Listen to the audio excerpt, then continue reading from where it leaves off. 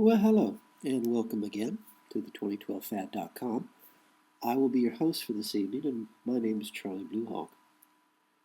We've been discussing the last couple of days the Declaration of Independence. Basically, we've been breaking it down into separate sections, deconstructing it, analyzing it, because it's written in a language that's more than 200 years old, back when people in this country were very, very highly educated, very, very intelligent. Up until 100 years ago, we all were fairly intelligent. I mean, you could find farmers out in Ottumwa, Iowa, with the equivalent of PhDs. They had a lot of dignity. They had a lot of not self-confidence so much as self-respect. They conducted themselves like human beings, whereas today we barely seem to be able to function as more than monkeys in a tribe. And I'm really sorry to say things like that. I really am. But I can only go by what I see and what I've experienced, which is why I fled the United States in 2007, why I then fled New Zealand in 2010, because New Zealand is a wonderful example of social engineering. I mean, I can't say whoever owns New Zealand. I have to say whatever owns New Zealand is not human. And as a experiment in social engineering, it's a tremendous success. But that's a chat for another day. So here, and I hope this will be part 6 of the Declaration of Independence. I'm hoping that we can get through the end of it tonight, and I can manage to do it without crying, because it's a heartbreaking document when you look and see the gift that our fathers and mothers gave us more than 200 years ago, and the dreams they had for us, the knowledge, the tremendous wisdom they had that they tried to pass down to us that we've simply ignored. But let's give it a try. Part 6, the unanimous declaration of the 13 United States of America. He, George III, King of England at that time, he has excited domestic insurrections amongst us, and has endeavored to bring on the inhabitants of our frontiers, the merciless Indian savages, whose known rule of warfare is undistinguished destruction of all ages, sexes, and conditions. Well, these are my people, so I can speak a little about them. I did not grow up amongst Native Americans. I grew up amongst white trash, so I have no personal experience in my own culture. But it was tradition amongst the Indian people of that time. They understood the concept of total war. You didn't leave children behind to grow up to be your enemies. More often than not, children were taken into the tribes, and if they were young enough, they were taken into the tribes of those who conquered them and raised amongst the tribal people. But yes, as a rule, everybody was killed. And what we have here is King George III at that time, 200 years ago, was sending agents in to cause uprising amongst the native population and turning them against the white settlers. It's divide and conquer in the simplest possible terms.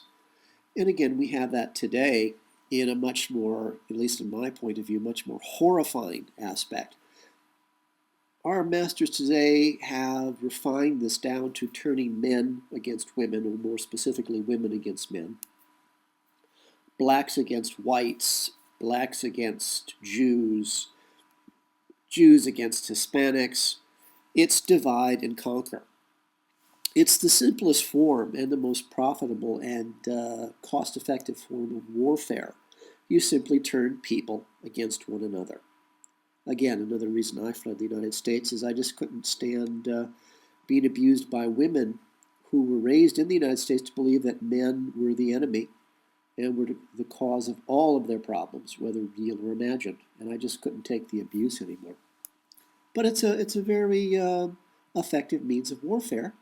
And if you're really stupid, you fall for it. And unfortunately, You and I were really stupid. We fell for it. The unanimous declaration of the 13 United States of America continues. In every stage of these oppressions, we have petitioned for redress in the most humble terms. Our repeated petitions have been answered only by repeated injury. A prince, whose character is thus marked by every act which may define a tyrant, is unfit to be the ruler of a free people. Basically, this means that the people of the United States said, "Excuse me, please don't hurt me. What you're doing is wrong. I thought I'd point it out to you. Hopefully, it was just a misunderstanding." And they were kicked in the face, stabbed in the back. They were abused even more.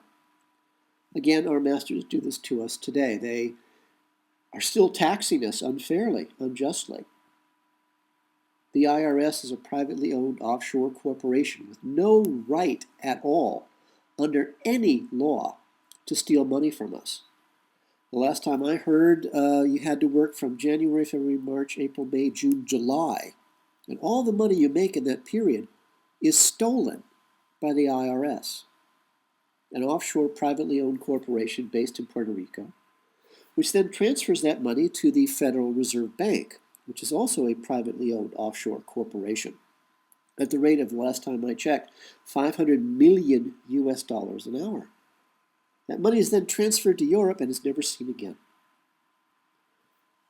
The country survives on excise taxes. They tax you when you buy cigarettes. They tax you when you buy gasoline.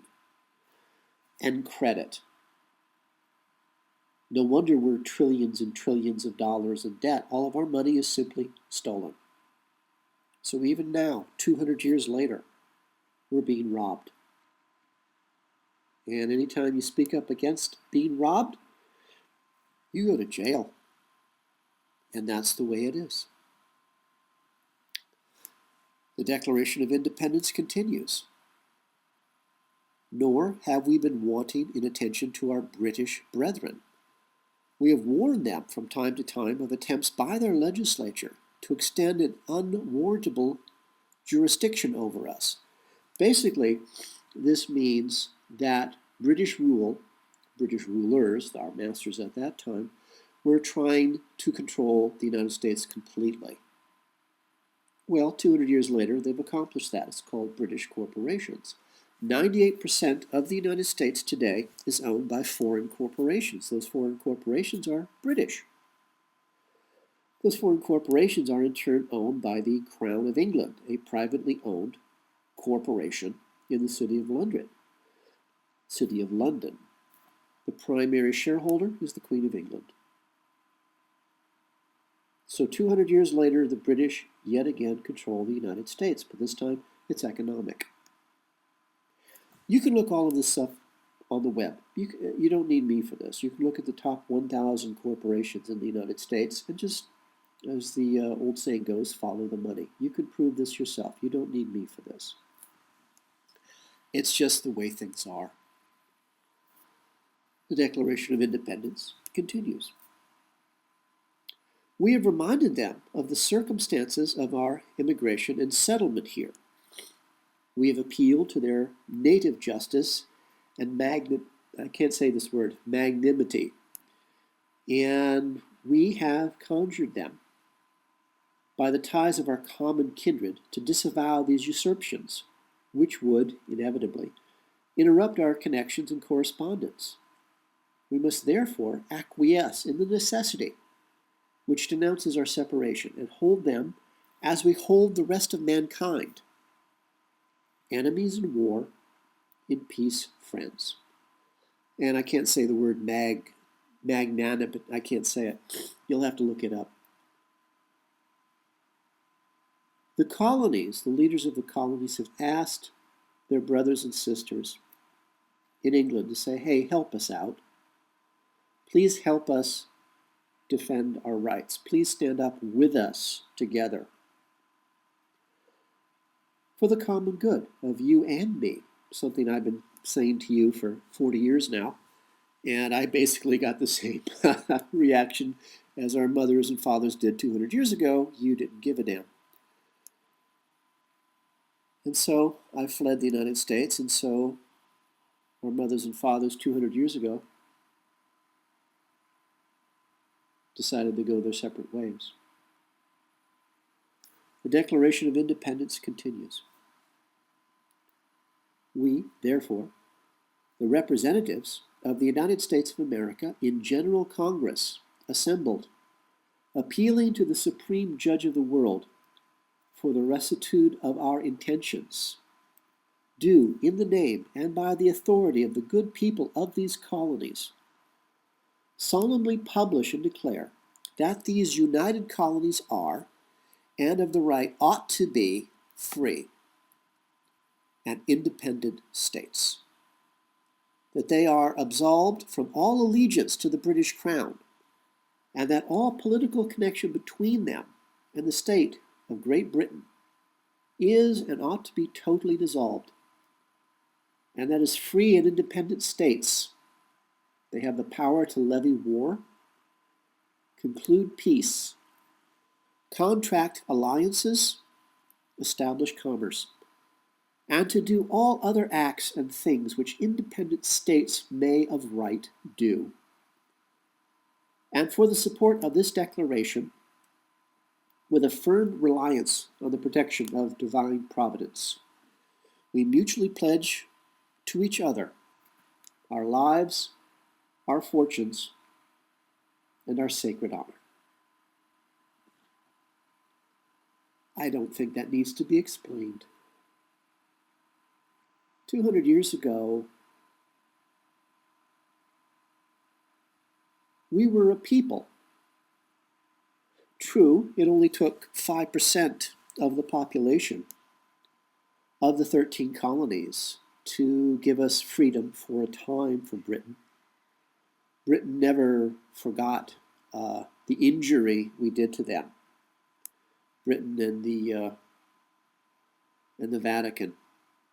Because at the same time the colonies threw the British out, so to speak, they also were very aware of the power of Rome. They were very aware of the fact that the Holy Roman Catholic Church was simply a remnant, the leftover, the rebranding of the Holy Roman Empire, which was just a rebranded name of the slave masters from Egypt, who we apparently belong to.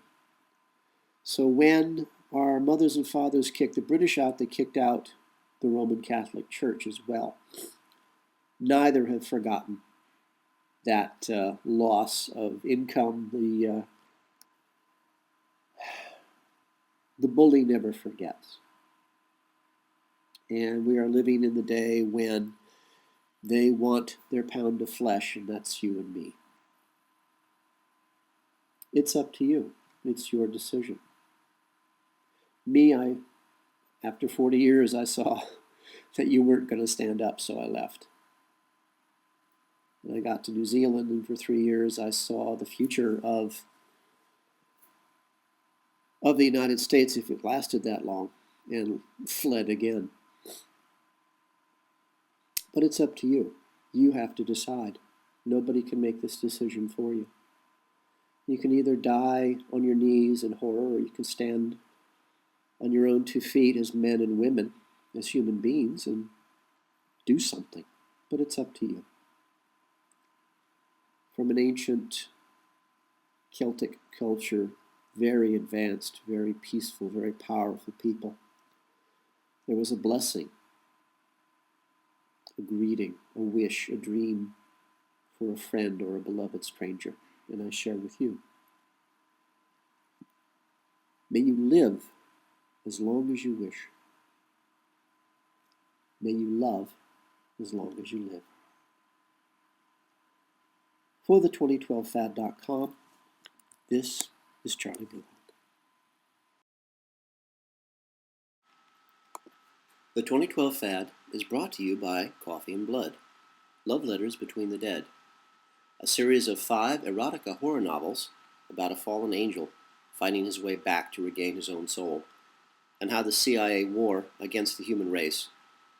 Their black magic captures and traps him in the body of a mind-controlled slave designed to hunt down and to kill their god, their Satan.